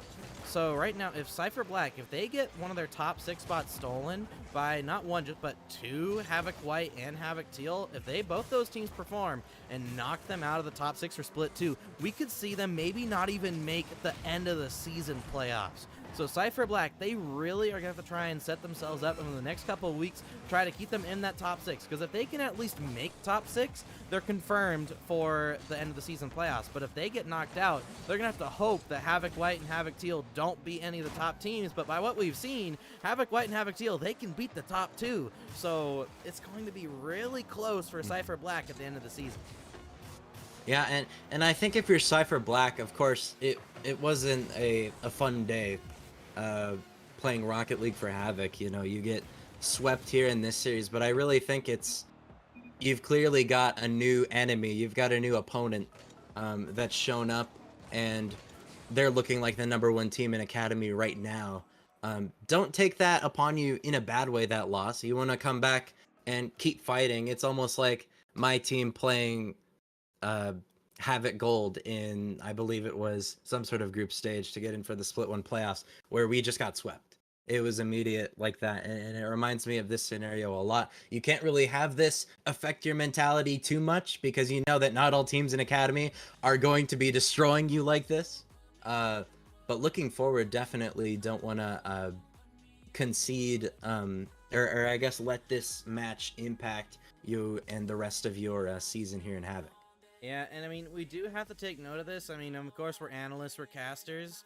Cypher Black, if it wasn't for Havoc Pink having forfeiting in week 1, Cypher Black would currently, if they end up getting swept in week 1, they would be currently at 0-9 in games, which would mean 0-3 in series. So Cypher Black, they're going to have to try and reset themselves. They have 4 more weeks to go for them to try and make it into the top 6. And right now, starting at 1 and 2 is not helpful. They're of course going to take that first win against Havoc Pink, but now they're thinking to themselves, do they even deserve to be here right now? Because Havoc Purple, they're 0 and 2 right now, whereas Cypher Black, because of that forfeit from Havoc Pink, they're now 1 and 2. So it's definitely going to be an interesting next 4 weeks. But everybody, we're going to be going to a quick break here. But before we do that, just as a reminder for our next upcoming streams throughout this week. So tomorrow, of course, we got Havoc Main League, where I believe we're going to get to see Wolf here playing on stream. That will be starting at 8 p.m. EST tomorrow. On Sunday, we're going to be doing a fun community stream. We're going to hang out as a community, so make sure to be in the chat. Hang out with us as some of us play some fun games such as Golf with Friends, Who's Your Daddy, Phasmophobia, all those different types of fun games. Get to take a step away from Rocket League. Make sure to join that fun stream and have fun with all of us, so you can get to better know us as a staff. So hopefully to see you guys all in the chat there. And then Monday, we'll be doing free coaching to anybody who shows up in the stream. So if you have a replay and you're able to send it over and you show up Monday at 8 p.m. EST, your replay can be taken over and analyzed by myself and our LCS coach, as well as a supersonic legend in Avdiel, and that will be taking place Monday. And then, of course, we'll be doing show matches Thursday next week, Academy Main League Thursday, Friday, and then Monday in 2 weeks will be episode 3 of the Havoc Esports official podcast. So I know a lot of information, but 8 p.m. EST on a random day. Just check the stream and we'll most likely be live. But everybody, that's it for our technical third series of the stream, and we'll be going into our final series here after a quick break. See you guys in a bit.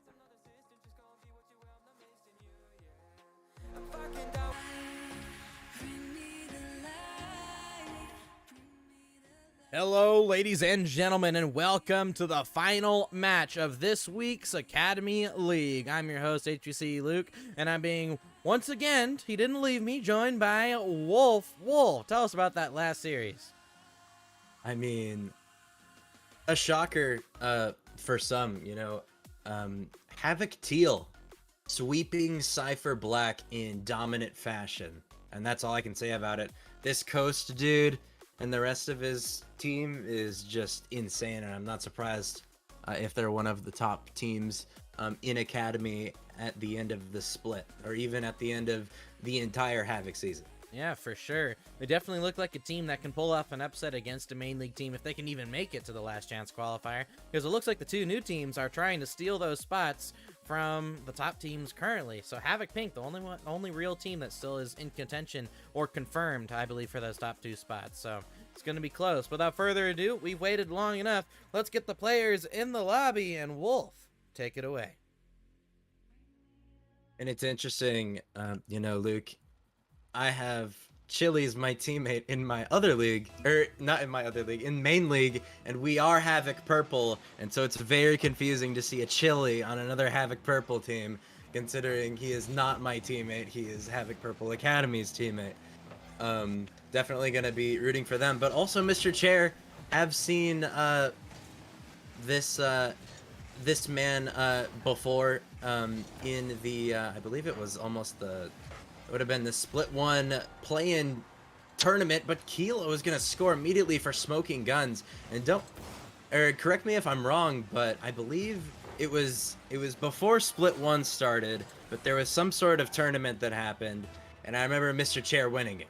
Yeah, so Cypher, the only time Cypher have ever been first place in Academy League is during the seeding tournament, where they won the whole thing over Slothhounds. Now, granted, Havoc Pink did not play in the seeding tournament, so Havoc Pink ended up being last seed going into the first split, and then they won every series. So Havoc Pink, of course. So Smoking Guns, in their eyes, they might not even see themselves as proven as a top team in Havoc. They still have to beat Havoc Pink in at least one tournament, because they may not even see their seeding tournament victory as a real win, since Havoc Pink didn't even play at that point. So looking at this, they're going to be looking to prove themselves, and they got a 2-goal lead already at the beginning of game number 1, but they're definitely going to be looking to try and improve as much as they can, because they want to take away the top team rights from Havoc Pink. Indeed, and an immediate 2-goal lead from the Smoking Guns. And I do have a question for you, Luke. Who is this question mark? This mysterious man? Who is this person? Well, we have Mr. Chair and Kilo, so that's Zay. Zay is the question mark. There we go. There you have it, Salt. Mystery Salt. Mr. Chair almost puts it in all by himself. And so far, the Smoking Guns offense has been absolutely fluent and perfect, holding Havoc Purple to just one shot. And now Kilo on his own end, he is in that sweaty Fennec that is horrifying to play against. Mr. Chair gonna start a dribble. What a flick from him to the backboard. Follow up is almost gonna be enough from Zay, but Kilo to put it in. Mr. Chair, he's gonna put it middle, and it's just an absolute offensive showdown here for the Smoking Guns, already tallying 6 shots to their name within 2 minutes of play. And looking at Smoking Guns, we're seeing the sweaty European Fennec design, you know, the gold and the golden pink. We're seeing the sweaty NA design, typical's old SSG decal and Reapers, but Chili's gonna put that one, bringing it back within 1. And then we just see Mr. Chair on just a plain yellow, not even gold, just a yellow anodized Fennec. And I don't know about you, I mean, if it was like a full-on gold, I think it would look pretty good, but I don't know. I personally, I'm not liking that color right now. And I don't think Mr. Chair is going to take any of that, considering how strong they've been on offense. Wouldn't be surprised, you know, earlier, just recently, he had that amazing flick to the backboard that resulted in a goal, I believe. And, you know, they do end up conceding one here with Chili putting one away. And now they're going to be almost freestyling on Smoking Guns to get the response goal that they are looking for. Now Smoking Guns back on offense, but Chum is going to get this one forward. Kilo doesn't have the best touch, but Chum is going to go past this one. Chili now looks for the pass. Hunty's there, and he is going to score. And just like that, we have a tie game after it almost looked like the Smoking Guns were just going to go on an absolute roll here and just destroy Havoc Purple. Havoc Purple get 2 goals back, and now we got a tie game. Yeah, and the thing to note about Havoc Purple is, I don't know what it is, but they can take games and be extremely close against the best teams in the league, but then they lose against teams that are their skill level or worse. So it's very interesting to look at Havoc Purple, because Havoc Purple, their rivals are Havoc Orange, another team that's not been top 2 or top 4, really, in Havoc in any bracket tournament. Now, Havoc Orange, I do believe they were top 4 in the standings last split, if I remember correctly. But by the end, they ended up not making it past the first round, if I remember completely correctly, or they barely made it past the first round. But Havoc Purple going to bring it back within 1. But the big thing to note is if Smoking Guns and Havoc Pink can win all their series and have similar score lines in each series, in week 7, they would be playing for the first spot, where Havoc Pink looking to steal away the first spot for Smoking Guns, or Smoking Guns are looking to have a perfect season at that point. So Smoking Guns can beat every single team except Havoc Pink. There's still a chance that they might lose out on the first seed, but it's going to be interesting no matter how this series progresses. But right now, Havoc Purple, they're in the lead. And they're currently the only team without a series win. They're the only team that's 0-2 right now, whereas Smoking Guns are the only team that are 2-0 right now. So honestly, it's going to be very interesting to see how this series wraps up. And both of these teams look very sound on offense. Both of these teams look very confident on offense, and that's good to see for both teams. And both of these teams have offenses to start in this game 1. And Chum's going to take a shot here. Mr. Chair looking to slow it down maybe. Forces a touch from Chili. And now Mr. Chair And to try to get this one into the corner, he's going to go for the demo. Chum is going to be behind this one. Fails the flick. Kilo almost hit a double just recently. And now Zay is going to put this one forward. And Kilo somehow gets a touch. Now into offense. He's going to put it mid. Shot from Mr. Chair is there. 35 seconds left in the game. The Smoking Guns are going to tie us up at 3 apiece. That's one thing we talked about last year. Just Slothhounds, they love to go for beats, but just mechanically they weren't as good as Havoc White. But going into this series, we're seeing the same type of strategy coming in from Smoking Guns, where they believe they're the more mechanical team. And the only difference between them and Slothhounds is they're right this time. They're beating these players with the ball. They're challenging. And as you saw with that last goal, they completely trusted that Kilo is going to get that ball mid. And without any hesitation, Mr. Chair jumped for that ball. So that's the difference between Smoking Guns and Slothhounds right now. It's maybe just that mechanical difference, but an awkward pop. Chili replicating his mainly counterpart and can't get that ball out of the Not net. true. Don't talk slander to my Chili. Kilo, though, I mean, difficult ball to deal with on the goal line, but that's huge for Smoking Guns. With 12 seconds left, it gives Havoc Purple just a tiny, tiny chance to do something here. They do almost beat Zay there, but he gets a nice follow-up, and now Chum is going to intercept that one, but they're going to have to keep it up, and it will slowly drop to the ground. Smoking Guns take game one. It was very back and forth. At one point, Havoc Purple were in the lead, and they were down by 2 to start things off, and they scored 3 unanswered, but it wasn't enough for the Smoking Guns to come back and score 2 of their own. And just a special note, Havoc Purple, they lost week 1 to Havoc Orange in a sweep. A game that has, in previous seasons, always went to game 5, but they ended up getting swept by Havoc Orange. And the next week they play against Slothhounds. They actually went to game 5 against Slothhounds before they lost. So Havoc Purple, they have improved since last split. It's just right now they're just not showing the same level of consistency as they were even last split. So now going into this next game, they're going to be really trying to see if they can finally take a series off one of these top teams, because Havoc Orange, that was their best chance to win a series. And again, even against Slothhounds, they were able to potentially win that one, but they just weren't able to do it. So going into this one, I don't know if they're going to have the confidence to be able to take it. They've lost against a team that they should be beating, and they've lost against a team in a very close situation that they could have beat.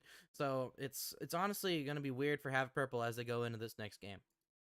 And they're not up against an easy opponent, and I think looking at this match without looking at their record currently, I wouldn't expect them to be an 0-2 team. I really think that the Smoking Guns are, of course, one of the best teams, if not the best team in Academy. But Havoc Purple, after that game 1, even though they lost, it was by 1 goal. And Havoc Purple looked like they could keep up with the Smoking Guns, which surprised me a little bit.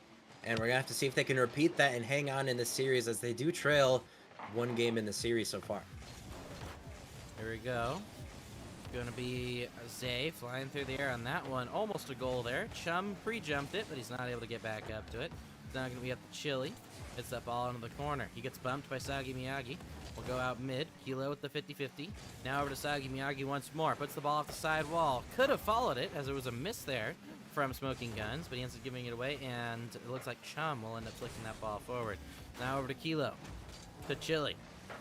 Chili, one of the more mechanical players in Havoc, but that's the one weird thing about Chili. Normally, when it comes to different series, he's either really good on offense or he's really good on defense. He doesn't really have a series where he's good at both. The last time we saw him play, he was actually good at both, but in games 4 and 5, it looked like the nerves really hit him, because they were up 2-1 in that series against Slothhounds. And then they lost games 4 and 5 with Chili having less than 100 points in one of the games, I believe. So Chili's going to have to really work on the nerves. He is a really young player. I believe he's 13, 14. So the nerves might affect him a lot more than some other players in this league. But we definitely are going to have to see Chili step up. And speaking of step up, Sagi Miyagi with a hit off the post and keeping that one out, keeping the game at 0-0. Yeah, and I mean, just an absolute... it was just an absolute curveball of a pass, and they almost get an opportunity off of it, possibly a team pinch. And now Zay's going to have a chance on offense, but kind of just pops it towards the defense there. Chili looking for another touch there, but Mr. Chair is going to keep it in. Sagi Miyagi is going to be able to cross this one, gets another touch as well, but Zay, keep it back on offense, looks for two, drops it from the backboard. Almost the entire team commits there for Havoc Purple, and now Kilo on offense. Zay is going to let that one go. Mr. Chair late to the party, and now Havoc Purple on offense. Chili, his shot's going to be almost over Kilo, but Kilo gets a much-needed touch there to avoid a possible shot on net. Kilo, again, going to send this one forward. And now Chum going to put this one forward. Kilo shot. It's not going to be enough to get it past Chili. And we actually have a special notice from someone in the chat saying if Smoking Guns would just shoot and pass instead of farming solo plays, they'd be unstoppable. And looking at that, I mean, analyzing the game from that perspective, I mean, we do see them go for a lot more solo plays. They do have a lot of opportunities to pass. But that's the one thing right now. We're seeing Smoking Guns are passing a lot more. I mean, we see a pass right here than last split, but we can definitely see solo plays are the main focus. The main thing when it comes to any of these teams looking to be at the top of the league is you have to find a good balance, a good mixture of both. Because if you only solo play, it's really readable. But if you only pass, it's also really readable. It's about learning how to do what's right at the right time. And we're starting to see Smoking Guns get kind of a handle on it, but still have to work just a little bit more on that consistency, because otherwise they probably wouldn't be tied right now. Yeah, and what's interesting about solo plays is that most of the time solo plays turn into opportunities for your teammates because of the mechanical ability of some of these players. They're able to beat one or two players in the air, and then it creates that chance for a teammate. That's one of the benefits of solo plays, but I'd say if you take like a long shot from midfield and consider that a solo play, that's not very good for your team whatsoever. And so, yeah, I mean, a mixture of both definitely is good. But currently, right now, I mean, definitely would be an impact to their gameplay if they were to add those passing plays, but it should be a good opportunity. Mr. Chair looks for two, can't find it off of the crossbar. Sagi Miyagi gonna shoot this one, looks for Chili, almost finds the back of the net there. Chili, again, wanting to keep this ball in the field of play. Sagi Miyagi back pass to Chili, and I love this offensive movement from Havoc Purple, just keeping up the pressure even after their drive was kind of over. That back pass, that one extra back pass, setting up their team again for success on offense. Here we go, still tied 0-0. We almost see an opportunity there for Kilo, but the one thing to note in the series is we are seeing, at least from split one, oh my goodness, hold up, they want me to shut up real quick, as that's going to be the first goal on the board here for Smoking Guns. Kilo, again, with a great 50-50, actually got a reset off of it, and then it was Zay following it up. And that's the one thing to note for Smoking Guns, is they know how to support each other. They don't necessarily know when to go for a pass, but when it comes to support, they're right behind their teammates, facing forward as close as they can be, and because of how close they support, they're able to succeed every single time. And if you notice, they don't throw themselves at the ball. If that second man is going to get beat, he doesn't throw himself at the ball willy-nilly. He rotates out, and that's a very high-level rotation coming in from an academy team. It just, as we noticed, they do tend to get a little bit readable, which is why Havoc Purple are doing so well. But it's definitely something to take of note here in the series, as this series used to be known as the two most mechanical players going at it, Chili versus Kilo. And over time, it looks like Team White with Pulse Killer and Coast are stepping up as one of the more mechanical players. But seeing Chili and Kilo against each other is always going to be a fun series to watch. But Smoking Guns will be taking game number 2 just by 1 goal. And just like last game, a 4-3 win for them. This time, not so many goals were scored. It was just one that was the deciding factor with about 40 seconds left. Of course, Zay scoring off of that big challenge in front of the goal line. And just bit of a more toned down game there for both sides. Smoking Guns, though, they do win 2 one-game games here to go up 2-0 in the series, and that puts Havoc Purple against match point. And of course, you know, these last 2 games could have gone either way for either team, but fortunately for Smoking Guns, they've been able to win both of them. And, you know, losing a series to a sweep by all 1-goal games doesn't feel like a sweep whatsoever, but it almost seems like we're kind of trending towards that result here. As Havoc Purple, I mean, they had some great pressure there at the end. Unfortunately, they weren't able to respond with 40 seconds left, and to tie us up and possibly get us into that overtime in game 2. But regardless, they're gonna have to win 3 straight if they want to defeat one of the best teams in Academy in the Smoking Guns. But right now, you're just looking for a game win. They, by the looks of their gameplay, I almost can assume we all know that they can hang with this team, judging off of the past 2 results. And so you're looking for that first game win, and maybe you can take it somewhere from there. But right now, that's kind of all they're focusing on right now. You have to start off good and strong, or else the Smoking Guns are going to end this series right here and sweep you. Definitely. And one thing of note here with the smoking, with the series overall, is we have yet to see a reverse sweep this split. We've seen a couple of last split, but I believe we haven't seen a single reverse sweep. Now, I will say that I think Havoc Purple have the best chance to reverse sweep. But the fact of the matter is they have to take the 3rd game if they're going to try and reverse sweep. Even though I think they have the best opportunity to, I don't know if they necessarily will. And we have some people agreeing in chat here from Pre-Dude saying a hard read if Smoking Guns Gaming will run away with this game if Purple doesn't score first. It looks like we're about to see Purple score first. Not able to find the shot, though. It's just, overall, it's going to be a very interesting game number 3. But at least a very interesting start to game number 3 here, as game 1 was only a 1-0 game. Yeah, and it's definitely going to be interesting to see if we're going to see a similar result as that game or not. So far, minutes gone. No teams have been able to score. And Kilo to turn on this one. Going to collect a free ball from Chum. Now Chili looking for 2. But Mr. Chair is going to send that one downfield. Sagi Miyagi not with the best touch. Mr. Chair's shot comes out. But what a save from Sagi Miyagi. Recognizing that his first touch wasn't too good. Is able to recover in time for the shot. So props to them. And now Chili, quick shot. Is it past Mr. Chair? It almost is. Has to kind of panic there towards the end to get that one out of his net. As that one might just be bouncing in, and it does. And I feel like I've been getting this wrong at one point in this series, but Chum got the goal. Is this Hunty guy Chum? Yeah, there we go. Chum got the goal. Okay. Because I kept calling Chum, I think I called Sagi Miyagi Chum at one point, but that was on me. But Havoc Purple, they've got the lead. That's exactly what they were looking for, and they're going to look to continue that and hold on to that lead. If they can extend it here, they could be in a prime position to take a game off of Smoking Guns. Now, Havoc Purple, they are a team that is based on the West server. They didn't ask to switch to West servers for game number 2. But technically, if they could steal this game away on the East server, they could ask to switch it over to West servers. And then if they switch it over to West, that might be a little bit easier for them to take game number 4. And then they would have to go back to East servers for game number 5, assuming Smoking Guns want to go back. And at that point, they would have all the momentum on their side. And right now, it looks like they're trying to strive to take game number 3. And this is kind of mimicking week number 2, where Havoc Orange, they went down by 2 games against Smoking Guns, but then won game number 3. Smoking Guns, they just seem to have a very hard time with sweeping no matter who their opponents are. And Chum has back-to-back goals, but a kickoff could not go in their favor here. Could be a chance, but Chum again, there he is again, getting a very much needed touch out of a dangerous spot for the Smoking Guns to possibly get one back.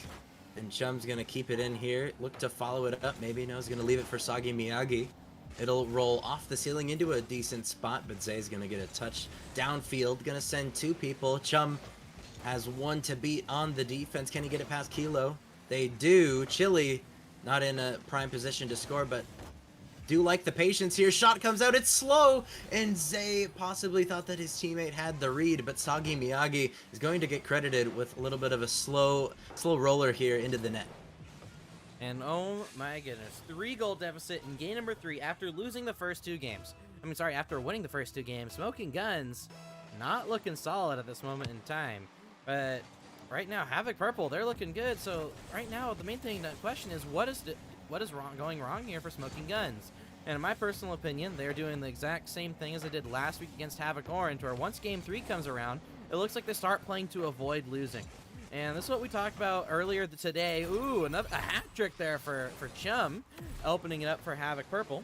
But the thing to speak of note is we said with Havoc White, no matter if they're winning in a series or losing a series, if they're about to get swept or about to sweep, they play their game. They play to win the entire time. Smoking Guns, oh, and we've seen this multiple times now, they don't play to win throughout an entire series. The only time we ever saw that was back in the seeding tournament, and that was before Kilo was on the team. They played with Rebel back then rather than Kilo. So ever since they've had Kilos join the roster, they've played to avoid losing once they get into that winning spot, and that could be the reason why against the best teams in the league they're just not able to win, because if they go to Game 5, they're just stuck in their own net, not sticking to their game plan. Yeah, and they're going to need to find their rhythm back, or else, you know, seems like it's going to be a confident win for Havoc Purple here. Just a minute left, and they are up by 4. But a chance for Mr. Chair, right as I say it, makes this a 3-goal game with a minute 10 left. And so Smoking Guns are not out of it yet, but a little bit of a slow change-up shot from Mr. Chair is going to throw off Havoc Purple, and it will find its way into the back of the net. Here we go. This is what Smoking Guns needed if they want to try and come back in this game. Now, in the past, in Main League, back in season, I believe it was season 5 of Havoc Esports, Havoc Purple were down 4-0, and then in the final minute, they scored 5 goals to win the game 5-4. Now, Havoc Purple are currently in the lead, but it would be interesting to see if Smoking Guns can do what the old Main League Havoc Purple did a few seasons ago. And a double commit on defense, and Mr. Chair, great awareness from them to not immediately shoot it, to pass it into the midfield because they know they have time. Great awareness from the Smoking Guns to set up that passing play, and they execute it perfectly. And now off of kickoff, Mr. Chair gonna lose a 50. It's a little bit dangerous. They're gonna be able to retain possession here out of the corner. Soggy Miyagi's gonna win a challenge though, and now Kilo gonna get beat to the ball. This could just be going in. Mr. Chair has to get the save. Kilo decides to pop it so that Chili couldn't have any piece of it. Sneeze coming in there, and Chum is going to set up the offense here for Havoc Purple. Soggy Miyagi, can he get to it? Chili can't get back to it. 18 seconds left. They need to pick up the offense right now, but Chili is just absolutely playing keep away with the ball, and I think they've done enough. I think that's the end of this game. Havoc Purple don't have the most clean ending by conceding 2 goals for the Smoking Guns, but Chum finding his 4th here and still shooting 100%.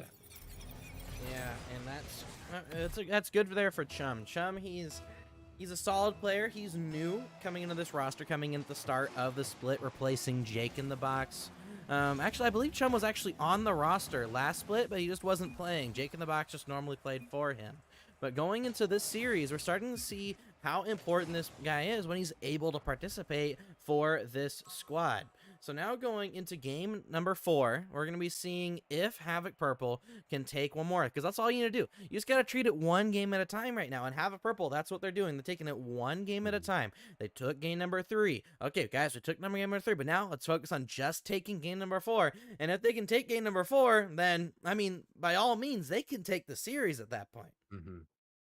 And I think it's the most important thing for reverse sweeps is, you have to win that 3rd game for it to be possible, and they've done just that. And not only have they won, this is a convincing win for Havoc Purple, and the Smoking Guns don't look the same. I feel like they've been doing similar things. Their gameplay has been similar. They haven't been able to execute on all their chances as Havoc Purple really have here in this game 3. But if Havoc Purple are able to repeat this performance, I really think this could easily go to 5. And then at that point, already, not even at that point, already the pressure is on the Smoking Guns to get this win, because like you said, Smoking Guns, they haven't had the cleanest ends to a series in the past, and so for them having that history, definitely are going to want them to close out this series. But as it stands now, Havoc Purple are not out of the series just yet. Here we go, folks, and I actually got kicked out of the lobby for a second, but I was able to join right on the kickoff, and we're ready to start game number 4. But here we go, folks. Oh my goodness! That's the first goal for Havoc Purple. Look at the timing. Off the kickoff, Luke joins and gives luck to Chili. Chili places it behind Kilo, who has switched out of that sweaty European Fennec and is now in the Octane. 4 seconds in, Havoc Purple continue their momentum and are gifted with a kickoff goal. So a nice little present there to start things off for them. Oh my, that ball's gonna get sent off the backboard now. Smoking Guns. They're falling apart here. I mean, this is what happened against Havoc Orange, and where they lost game number 3, and at the beginning of game number 4, Havoc Orange did end up scoring first. Now, Smoking Guns were able to win in game 4 eventually, but like I said, Havoc Purple are a very momentum-based team. If they can take one game, they can take multiple, and right now, they're looking to do just that against the current top team in the standings. Now, Smoking Guns, seeding-wise, aren't the best team. Everyone does back Havoc Pink, who have never lost a game they've played. Like we said, Havoc Pink are undefeated except for the one series where they forfeited, where they weren't able to play. So every single series where they've won so far, it has been Havoc Pink. But Smoking Guns, at least in terms of the standings, are the top team in the league, and you're not expecting them to lose against the team that's currently at the bottom. And that'll be something to talk about in the future here if we have a reverse sweep against the Smoking Guns, who are not an easy team to beat whatsoever, but they have a 1-goal lead, and a kickoff goes in their favor at the start. Chili with a nice pass. Chum's gonna take a 50 with Kilo. Now Kilo takes another challenge. Mr. Chair looking to turn this onto offense, wins the challenge. It's gonna drop down. Mr. Chair tries to extend for it, but Havoc Purple are able to hold on defense, but you know, we're starting to see some little bit of panicky double commits from Havoc Purple. It could backfire if it continues, of course, knowing how capable the Smoking Guns are of scoring. Here we go. And just like that, they've scored. Like you said, that's the goal. And Smoking Guns looking to pretty much do exactly what they did against Havoc Orange last week. Taking the first 2 games, losing game number 3 in an amazing fashion. And then in game number 4, they get scored on first, but then they tie it up. So all they got to do now is just score one more goal, and it's pretty much the exact copy of what happened last week. And this is very dangerous right now. Oh, both players missed. Kilo and Chili both playing each other there, and it was an open opportunity, an open net opportunity for a while, but then both players arrived there at the same time, both of them trying to play off each other. Chili, showing off his mechanical prowess, is able to score and give Havoc Purple a 1-goal lead, and Chili's got 2 to his name. And Chili's looking to redeem himself from last week. I believe I had talked about last week where Chili, his whole team, they went up 2-1 in the series, and then they lost on US West servers, and then they lost in Game 5 as well. And Chili in both those games did not look like himself. Games 1 through 3, he looked like the best player on the pitch, by far, and that's going against one of the best teams in the league. But then, games 4 and 5, he just wasn't there. The nerves on the young guy just ended up affecting him to a massive degree. But now we're seeing him in a game number 4, looking like one of the better players on the pitch, and he will get back to that one. Can he get back to it again? Team pinch. Chili looking to redeem himself. I mean, I guess that's what you get when you get a young kid in Rocket League. I mean, they may mess up once, but they learn very quickly. Learn quickly, they will indeed, and they've been able to learn and adapt to this Smoking Guns team after going down 2 in the series. And Chili looking for more, runs out of boost though, so Mr. Chair will take it off of them. And now Chum is gonna pass this one over to Sagi Miyagi, maybe throw off Zay a little bit, but they are going to, oh, Zay lands there, had a chance to just score if his reaction time is pretty much perfect. You know, you can't ask for much there in that situation, but definitely a dangerous ball there for Havoc Purple. They do have the lead here, but Kilo looking for the double. You know, he had that one chance earlier in the series, and he almost was able to score it in that Fennec, but Sagi Miyagi denied. Chum shot. Kilo doesn't get the best save. Chili chance on net, but he hits the crossbar. Follow-up is not enough. Mr. Chair denies it. And Havoc Purple still somehow are on offense, and they're doing a really good job of limiting the Smoking Guns' chances on offense, only having 4 shots to their name this game. Here we go. That's an opportunity. Pass, shot, saved by Chili on the goal line. And that will be kept out. Right now, minute left on the clock. Minute left till Havoc Purple have a chance to get the first reverse sweep this split. but they're going to have to keep it on for 50 seconds. Time continues to wane, and Smoking Gun's pressure continues to grow. Ball back over now to Sagi Miyagi to the side wall, and will be taken over now by Kilo. Kilo now taking his time, popping it into the air. Air dribble, trying to show off that he's the more mechanical player, and he puts it in the back of the net. Their pressure continued to wax throughout the rest of that last minute, but they managed to get a goal, finally tying up the game in Game 4.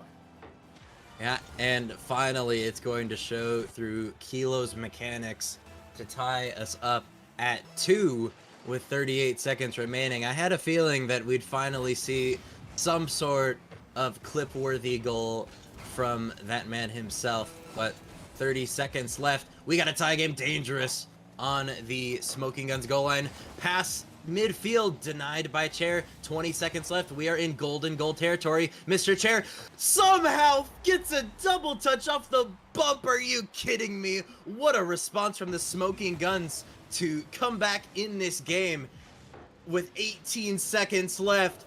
What a performance from Mr. Chair.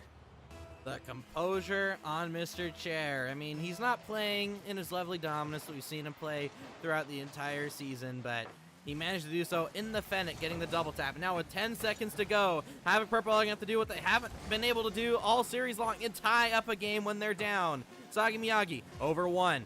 Trying to get around 2. Can't get it past Kilo. They have to keep the ball in the air. And it hits the floor. Smoking Guns Gaming managed to win in the final minute. And they deny that possible Game 5. And the Smoking Guns win 3-1 here tonight. And it definitely showed some soft spots, some weak points in their gameplay, but really what mattered was no matter how far they were down in that game, they were able to score 2 back-to-back, being down by 1, and come back in that game. And what a way to end it. The double touch from Mr. Chair, and for some reason, I feel like Mr. Chair has been here for a while, and I feel like that just that adds to his legacy. I have some strange feeling that that name has been around here for a while in Academy, but Literally just this season. This is his first season in Havoc first Esports. Season. This is literally his first season in Havoc Esports, but he definitely plays like a veteran. I can give you that. Yeah, indeed. And the Smoking Guns, they didn't have it for about a game and a half from that Game 3 and half of that Game 4. It looked like Havoc Purple were going to send this one to 5, and we would have had a thriller if it got to that. It was indeed still a thriller, though. The Smoking Guns are able to bounce back and find their rhythm and their gameplay once again, and are able to take down Havoc Purple in 4. And actually, a special note, Smoking Guns Gaming and Havoc Purple continue to have a tied opposite standings. Looking at the standings now, Smoking Guns Gaming currently 3-0 with a +7 game differential, and Havoc Purple currently 0-3 with a -7 game differential. So both these teams are continue to work as hard as they can, but right now it looks like just Havoc Purple, they just haven't been able to close out series. It's honestly kind of sad, but right now that means Havoc Purple might be in a spot that might knock them out of the main league playoffs. I mean, we do got 4 more weeks. Havoc Purple do have a little bit of an easier schedule compared to some in the next couple of weeks. But if they don't get top 6, there's a chance that Havoc Teal or Havoc Pink can take the end of the season spot at the very end. So it's definitely going to be a lot of work for Havoc Purple, but I do believe they're actually starting to scrim a lot more now, and maybe it'll be enough to help them start to beat these top teams rather than just taking a couple of games. Definitely gonna have to look out for Havoc Purple in the near future, because we saw what they could do today against the Smoking Guns, almost having that potential at a reverse sweep. We know the ceiling of this team. We also found the very high ceiling of the Smoking Guns there at the end. It took one of the craziest, probably the best shot we've seen all day for the Smoking Guns to take it in 4 there. So I mean, props to Havoc Purple. Wouldn't be surprised if we see them here in the near future start to emerge as one of the top teams, considering their performance here today. Yeah, definitely. But looks like, ladies and gentlemen, that's going to be it for tonight. But we do have a special couple of announcements that we want to make sure y'all have. So tomorrow we have Main League starting at 8 p.m. EST tomorrow, or we might be even able to see Wolf on stream if he's on the main stream. So we might get to see Wolf, which I believe you're in the 2-0 round, right? So we should be seeing you guys 9:40 EST. Yeah, there we go. 9:40 EST. We get to see Wolf playing on the field. So if y'all thought Wolf was insulting you too much as players tonight, you can go make fun of him in the chat tomorrow. But that's gonna be happening tomorrow. And then Sunday, we're gonna be having a fun community stream. We're gonna be playing a lot of different fun games where you guys can try to get to know us as staff. Where we're gonna have fun, play some games, and overall just chill with you guys in the community. That will be happening on Sunday. And then Monday, this is the big one. Make sure you guys show up for this one. We're doing free coaching. Myself and Avdiel will be doing free coaching sessions on the Havoc stream on Monday starting at 8 EST. All you need is a replay to be able to be reviewed. Send it over to us and we'll be able to do it live on stream on Sunday. So you'd be getting a free analysis from an RLCS coach and myself and a Supersonic legend in Avdiel. So that will be happening Monday at 8 EST. Then of course, far in the future, Thursday, we'll be having show matches, and then next Monday, we'll be having the 3rd episode of the official Havoc Esports podcast, and where we'll be having special guest Deluxe Drew. So make sure to show up for that. But that's it for today, ladies and gentlemen. Thank you so much for showing up to Academy, and I hope to see you guys all tomorrow. Peace.